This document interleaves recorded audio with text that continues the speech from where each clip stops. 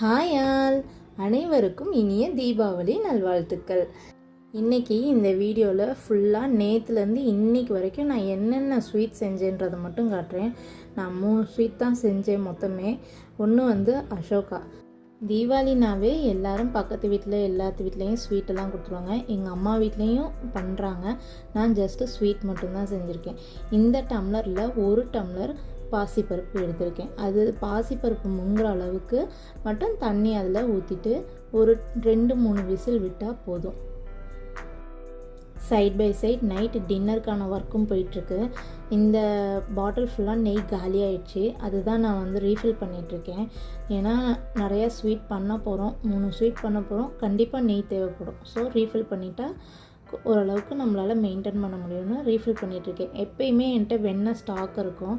பாசிப்பருப்பு வந்து வெந்துருச்சு. அதை மிக்சியில் போட்டு இந்த மாதிரி நல்லா பேஸ்ட்டு மாதிரி அரைச்சிட்டு நம்ம ஒரு கடாயில் நெய் நான் எடுத்து வச்சுருந்தேன்ல, அந்த நெய் எடுத்து கொஞ்சம் 3-4 டீஸ்பூன் ஊற்றினா போதும். கீ லைட்டாக சூடாகினா போதும். சூடேறினோன்னே 2 டேபிள் ஸ்பூன் கோதுமை மாவு, மைதா மாவு இருந்தாலும் போடுங்க. கோதுமை மாவு நல்ல டெக்ஸ்சர் கொடுக்கும். போட்டோன்னே அது லைட்டாக வாசம் வர அளவுக்கு வறுத்துட்டு அதுக்கப்புறம் நம்ம எடுத்து வச்சுருந்த பாசிப்பருப்பு பேஸ்ட் இருக்குல்ல, அதையும் அதில் ஆட் பண்ணிவிட்டு ஒரு 2 to 3 மினிட்ஸ் கிண்டினாலே போதும். நெக்ஸ்ட்டு நம்ம எந்த கப்பில் பாசிப்பருப்பு அளந்தோமோ அதில் 1க்கு 2 அப்படின்னு எடுத்துக்கோங்க. நாங்கள் ஸ்வீட் கம்மியாக சாப்பிடுவோம், அதனால் 1க்கு 1.25, அதுலேயும் கம்மியாக 1.5 கூட சேர்த்துக்கலாம். நாங்கள் 1க்கு 1.25 தான் சேர்த்துக்கிட்டோம். நெக்ஸ்ட்டு ஆட் பண்ணால் இந்த மாதிரி நல்லா தளதளன்னு வந்துடும். நெக்ஸ்ட்டு நெய் விட்டு கிண்டினதுக்கப்புறம் நல்லா சொலண்டு வரும்ல, அந்த ஸ்டேஜில் ஏலக்காய் முந்திரி சேர்த்துக்கிட்டா போதும். நான் முந்திரியை ஓடிஜிலேயே ஃப்ரை பண்ணி எடுத்துட்டேன்.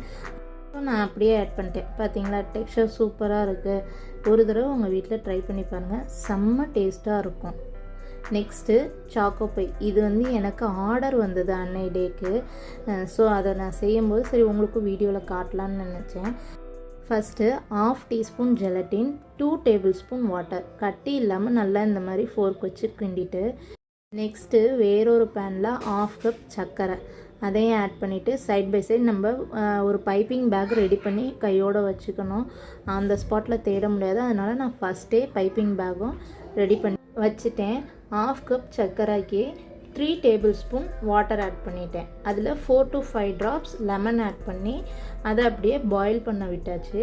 நெக்ஸ்ட்டு வந்து அது கேண்டி மாதிரி வரணும். பார்த்திங்களா, வாட்டரில் ஊற்றுனா டிசால்வ் ஆகக்கூடாது. ஸோ கேண்டி மாதிரி வரணும்.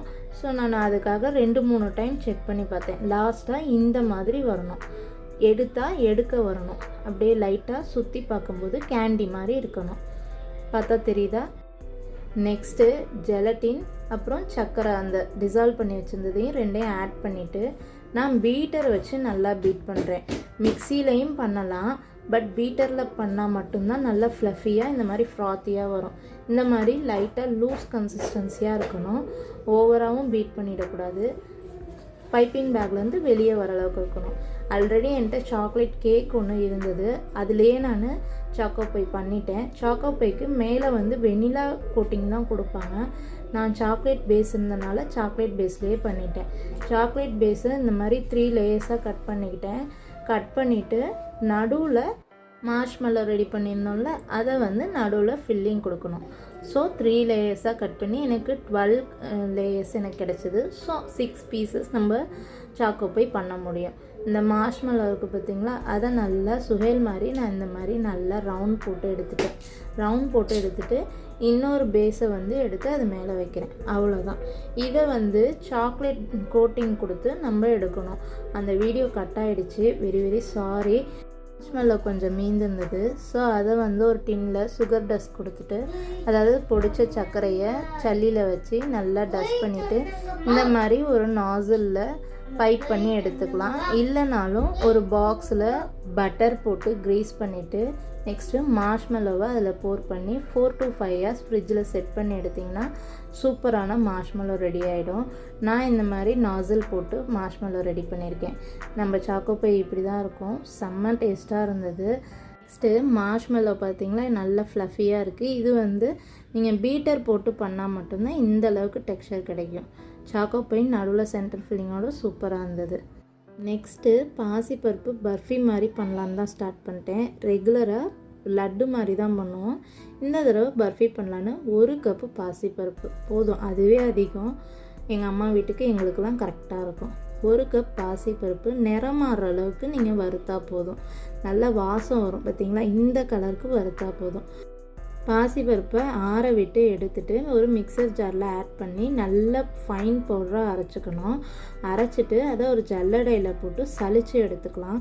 எனக்கு ஃபைன் பவுடராக வந்திருக்கான்னு தெரில, அதனால் சலித்து எடுத்துக்கிட்டேன். உங்களுக்கு வந்திருக்குன்னு தோணுச்சுன்னா ஓகே விட்டுடலாம். 1 கப் பாசிப்பருப்புக்கு 1.5 கப் சர்க்கரை சேர்த்தா போதும். எனக்கு பிடிக்காதுன்றனால 1.5 கப்.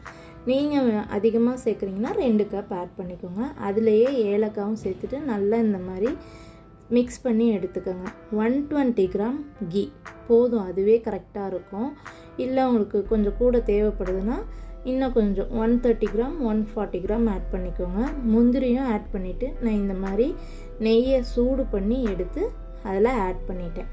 ஆட் பண்ணிவிட்டு அப்படியே சொலண்டு வந்துடும். நல்ல சூடான நெய்ன்றனால அப்படியே சொலண்டு வந்துடும். சொலண்டு வந்தோடனே அது ஆல்ரெடி நான் ஒரு பாக்ஸில் க்ரீஸ் பண்ணி, அதாவது நெய் க்ரீஸ் பண்ணி இந்த மாதிரி பாக்ஸ் எடுத்து வச்சுட்டேன். அதில் ஆட் பண்ணிக்கிறேன். 2 to 3 ஹவர்ஸ் செட் பண்ணால் போதும். மறந்துட்டு விட்டதுனால மார்னிங் தான் அதை எடுத்து கட் பண்ணி பீஸ் பண்ணி பார்த்தேன். செம்ம டேஸ்ட்டாக இருந்தது. எல்லாருக்கும் ரொம்ப பிடிச்சிருந்ததுன்னு சொன்னாங்க. போட்டதே ஒரு 20 பீஸும் என்னமோ 20-24 பீஸ் போட்டோம். ஆல்ரெடி ஒரு 4 to 5 பீசஸ் காலி ஆகிடுச்சு. அந்தளவுக்கு செம்ம டேஸ்ட்டாக இருந்தது.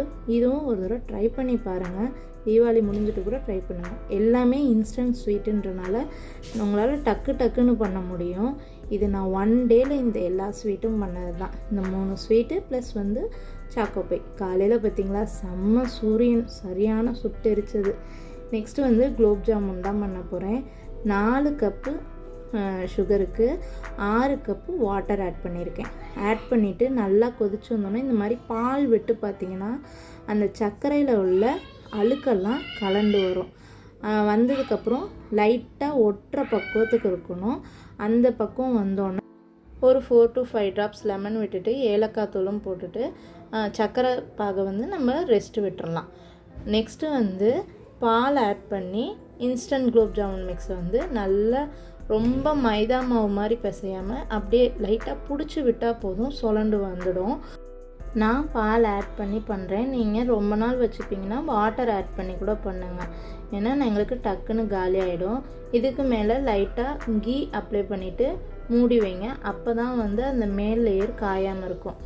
20 to 30 மினிட்ஸ் ரெஸ்ட் விட்டதுக்கப்புறம் கிராக் இல்லாமல் இந்த மாதிரி பால் ஷேப் பிடிச்சிக்கோங்க.